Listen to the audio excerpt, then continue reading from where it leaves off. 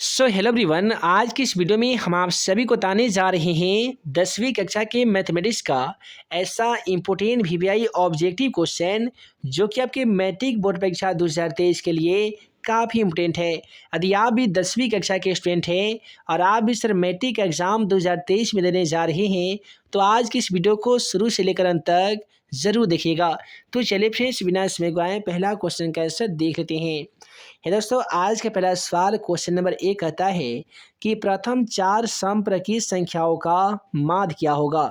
सबसे पहले आपको जानना होगा कि ये सम संख्याएं कहते किसे हैं। तो वैसी संख्या जिसमें 2 से भाग लगती है वैसे तमाम संख्या को हम लोग सम संख्या कहते हैं। तो सबसे पहले हम लोगों को क्या करना होगा कि 4 समप्रकीय संख्याओं को लिखना होगा, जैसे कि 2 हो गया, 4 हो गया, 6 हो गया और 8 हो गया। अब हमें माध्य ज्ञात करना है। दोस्तों, माध्य ज्ञात करने का जो आसान फार्मूला होता है वो सिग्मा एक्स बटा एन होता है, यानी दिए गए संख्याओं को जोड़ देंगे और जितनी भी संख्या है उतना से भाग लगा देंगे। अब देखिए यहाँ पे क्या किए हैं कि 2 + 4 + 6 + 8 किए हैं। तो 8 × 2 = 10, 6 × 4 = 10, 10 और 10 कितना हो गया जी, 20 हो गया। और 20 में यदि हम 4 से भाग लगाते हैं तो 5 × 20, ये 5 मरतबे कट जाएगा। तो इस प्रकार से क्वेश्चन का राइट आंसर हमारा ऑप्शन ए हो जाएगा 5। उसके बाद में कहता है कि बिंदु -4, -6 किस चतुर्थांश में स्थित है। यहाँ पे एक चीज़ जान लीजिए कि मैट्रिक का हर पेपर में एक ऐसा सवाल ज़रूर पूछा जाता है जहाँ पे आपसे पूछा जाता है कि दिए गए बिंदु किस पाद में स्थित है या किस चतुर्थांश में स्थित है। यदि दोनों में प्लस लगा हो तो समझ लेना है कि प्रथम चतुर्थांश में स्थित होगा। यदि बिंदु दोनों में माइनस लगा हो यानी दोनों माइनस में हो तो समझ लीजिए कि यह बिंदु आपका तृतीय चतुर्थांश में स्थित होगा। यहाँ पे आप देखेंगे तो 4 में भी माइनस है और 6 में भी माइनस है। जब दोनों माइनस लगा हुआ है तो क्वेश्चन का राइट आंसर जाएगा ऑप्शन सी के साथ तृतीय चतुर्थांश। उसके बाद में कहता है कि निम्नलिखित में से कौन सी परिमेय संख्या है। देखिए, परिमेय संख्या कहते किसे हैं, तो वैसी संख्या जिसे हम p/q के रूप में लिख सकते हैं और q का मान 0 के मान के बराबर नहीं हो, ऐसे तमाम संख्याओं को हम लोग परिमेय संख्या कहते हैं।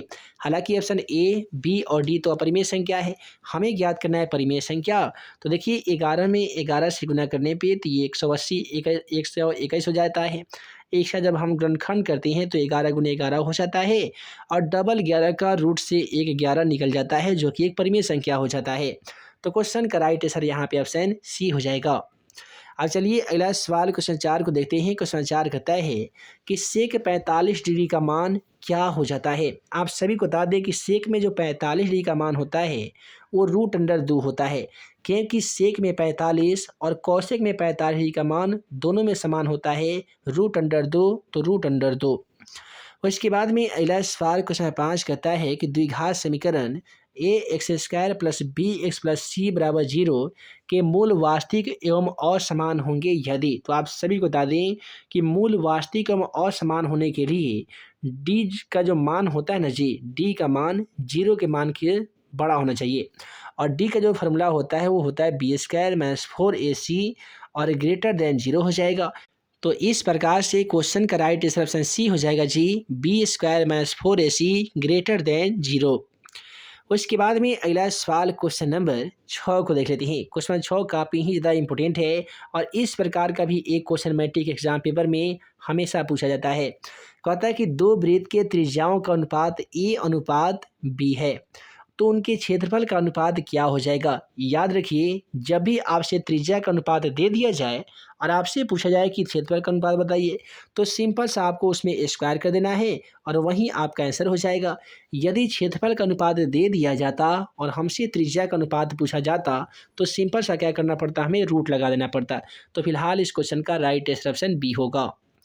उसके बाद में कहता है कि sin θ - cos θ + sin θ + cos θ का होल स्क्वायर बराबर क्या होगा। तो इस क्वेश्चन को थोड़ा सा लॉन्ग है, इसके सॉल्व करने के बाद जो होता है ना जी, ये आता है sin² θ + cos² θ और फिर से आता है sin² θ + cos² θ और एक जोड़ने पर क्वेश्चन का राइट आंसर ऑप्शन डी हो जाता है, यानी 2 हो जाता है। उसके बाद में क्वेश्चन नंबर 8 को देख लीजिए। क्वेश्चन नंबर 8 काफ़ी ही ज़्यादा सिंपल है। कहता है कि इतनी बड़ी संख्या दे दी गई है और इसमें पूछा गया कि बहुलक कौन सा हो जाएगा। देखिए बहुलक का परिभाषा क्या होता है कि अधिकतम बराबरता का मान ही बहुलक कहलाता है। यानी इसमें आपको एक ऐसे संख्याओं को चयन करना होगा जो इस आंकड़े में सबसे ज़्यादा बार आई हो। यहाँ पे ध्यानपूर्वक देखेंगे तो 5 एक ऐसी संख्या है जो 3 बार आई हुई है। 3 बार से कोई ज़्यादा बार आने वाली कोई अन्य संख्या ना होने के कारण क्वेश्चन का राइट आंसर जाएगा ऑप्शन सी के साथ 5। उसके बाद में कहता है कि यदि एक एपी का पहला पद ए और सारवंतर 3 है तो आठवां पद क्या होगा। तो हम आठवां पद ज्ञात करने के लिए आसान फार्मूला का यूज करते हैं। ए प्लस 8 में से कम करेंगे 7, इसके साथ लगाएंगे डी। अब देखिए ए का मान दोस्तों ए 2 है तो हम 2 लिखेंगे। 7 गुणे डी का मान यहाँ पे 3 है तो 3 लिखेंगे। और देखिए 2 प्लस 7 यहाँ होते हैं 21, तो 21 और 2 कितना होगा जी, तो 23 हो जाएगा। तो इस प्रकार से क्वेश्चन का राइट आंसर जाएगा ऑप्शन सी के साथ 23। अब चलिए क्वेश्चन नंबर 10 की ओर बढ़ते हैं। क्वेश्चन नंबर 10 क्या कहता है कि 387/405 का सरलतम रूप क्या होगा। और जान लीजिए इस प्रकार से 100% एक क्वेश्चन आपको मैट्रिक एग्जाम पेपर में जरूर देखने को मिलेगा।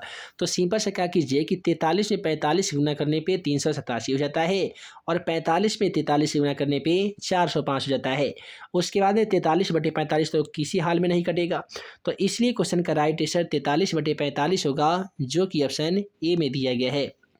उसके बाद में कहता है कि बिंदु x1 y1 x2 y2 और x3 y3 संरेखीय होंगे यदि।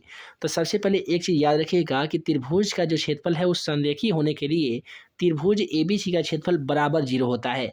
तो ऑप्शन ए और सी में तो बराबर 0 नहीं दिया गया है, सॉरी बराबर 0 होता है, और लेकिन बी और डी में डज नॉट इक्वल टू 0 दिया गया। तो ऑप्शन बी और डी तो ऐसे ही गलती होगी। उसके बाद में फार्मूला का शुरुआत x1 से शुरू होता है लेकिन यहाँ पे y1 से दिया गया है, तो इसलिए आपका जो राइट फार्मूला होगा वो ऑप्शन ए में दिया गया है। x1 into y2 minus y3 plus x2 y3 minus y1 plus x3 y1 minus y2 बराबर 0, यही होता है क्वेश्चन का राइट आंसर। अब देखिए कहता है कि यदि साइन थीटा बराबर √3/2 हो तो टेन थीटा का मान क्या होगा। तो इसका सिंपल सा आसान तरीका जान लीजिए। आपको ये सोचना होगा कि साइन में कितने डी का मान √3/2 होते हैं। तो आपका जवाब आएगा कि सर साइन में 60 डी का मान √3/2 के बराबर होते हैं। तो सिंपल सा क्या कीजिए कि टेन में 60 डी का मान बता दीजिए। तो टेन में यदि 60 डी का मान ज्ञात कीजिएगा तो टेन में 60 डी का मान होते हैं √3, और यही होगा क्वेश्चन का राइट आंसर।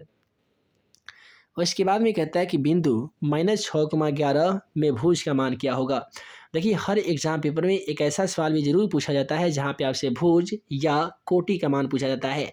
फिलहाल यहाँ पे क्वेश्चन 6 में और क्वेश्चन -6,11 कहता है, जिसमें पहला मान x का होता है, दूसरा मान y का होता है। यदि आपसे भुज पूछा जाएगा तो पहले वाला आंसर होगा, कोटि का मान पूछा जाएगा तो दूसरा वाला आंसर होगा। यहाँ पे पूछा गया है भुज तो पहला वाला है -6, यही आपका आंसर हो जाएगा। अब देखिए अगला सवाल क्वेश्चन 14 क्या कहता है कि यदि किसी घन का प्रत्येक किनारा l इकाई हो तो उसका संपूर्ण पृष्ठ का क्षेत्रफल क्या हो जाएगा। देखिए किसी कोई घन है जिसका प्रत्येक किनारा यदि l इकाई है तो घन का जो संपूर्ण पृष्ठ का क्षेत्रफल होता है उसका एक फार्मूला होता है, वह होता है 6 गुने भुजा का स्क्वायर। अब हम क्या करेंगे, 6 गुने भुजा का मान यहाँ पे l बताया गया है, तो l का जब स्क्वायर करेंगे तो 6l वर्ग इकाई हो जाएगा जो कि ऑप्शन सी में है। अतः क्वेश्चन का राइट आंसर ऑप्शन सी हो जाएगा। अब अगला सवाल क्वेश्चन 15 कहता है कि यदि अल्फा तथा बीटा द्विघात बहुपद x² प्लस 7x प्लस 12 के शून्यक है तो अल्फा प्लस बीटा का मान क्या हो जाएगा। आप सभी को बता दें कि अल्फा प्लस बीटा का एक आसान फॉर्मूला होता है -b/a होता है। अब देखिए b का मान दोस्तों यहाँ पे -7 दे रखा है तो -7 लिखेंगे। a का मान कुछ भी नहीं दिया गया है तो हम कुछ भी नहीं ना लिखकर हम केवल 1 लिखेंगे। -7 में यदि 1 से भाग लगा भी देंगे तो -7 हो जाएगा, और यही आपका क्वेश्चन का राइट आंसर होगा जो कि ऑप्शन ए में दिया गया है। अब अगला सवाल कहता है कि असंभव घटना की प्रायिकता कितनी होती है। आप सभी को एक चीज़ बता दें कि असंभव घटना की प्रायिकता हमेशा 0 होती है। असंभव घटना के अलावा एक और सवाल पूछे जाते हैं कि निश्चित घटना की प्रायिकता कितनी होती है, तो 1 होती है, और अधिकतम जो प्रायिकता का मान होता है वो भी 1 होता है, ये भी याद रखिएगा। उसके बाद में अगला सवाल क्वेश्चन नंबर 17 को देख लेते हैं। तो क्वेश्चन नंबर 17 कहता है कि cot 46 degree into cot 27 degree, cot 44 degree into cot 23 degree का मान क्या हो जाएगा। देखिए यहाँ पे इसको सॉल्व कर लीजिएगा। इसमें एक फार्मूला काम करता है टेन थीटा गुने होता है कॉट थीटा, और टेन थीटा गुने कॉट थीटा का मान 1 होता है, इसलिए क्वेश्चन का राइट आंसर ऑप्शन बी होगा 1। उसके बाद में अगला सवाल क्वेश्चन नंबर हम लोग 18 को देखने जा रहे हैं। क्वेश्चन नंबर 18 कहता है कि त्रिभुज ABC तथा त्रिभुज DEF में AB बटा DE, BC बटा EF, AC बटा DF बराबर 3/5 हो। तो त्रिभुज ABC और त्रिभुज DEF का क्षेत्रफल का अनुपात क्या हो जाएगा। तो यहाँ पे जब 3/5 दिया गया ना जी, तो सीधे 3 का स्क्वायर कर दीजिए तो 9 हो जाएगा। 5 का स्क्वायर कीजिए 25 हो जाएगा। जब भी इसी अनुपात में चेंज कीजिएगा तो 9:25 होगा, और यही क्वेश्चन का राइट आंसर हो जाएगा। तो इस प्रकार से आज के इस वीडियो में हम लोगों ने देखा 10वीं कक्षा के मैथमेटिक्स का 1 से लेकर 18 तक का ऐसा इम्पोर्टेंट VVI ऑब्जेक्टिव क्वेश्चन जो कि आपके मैट्रिक बोर्ड परीक्षा के दृष्टिकोण से काफ़ी ही ज़्यादा इम्पोर्टेंट है। दोस्तों आशा करते हैं कि आज का वीडियो आप सभी को पसंद आया हो। वीडियो पसंद आया हो तो वीडियो को लाइक कीजिएगा, अपने दोस्तों में शेयर कीजिएगा। नए होंगे चैनल पे तो आप हमारे YouTube channel math and magic tips को ज़रूर सब्सक्राइब कीजिएगा। तो मिलते हैं एक नए वीडियो में नए VVI क्वेश्चन के साथ। तब तक के लिए आप सभी को वीडियो देखने के लिए बहुत बहुत धन्यवाद।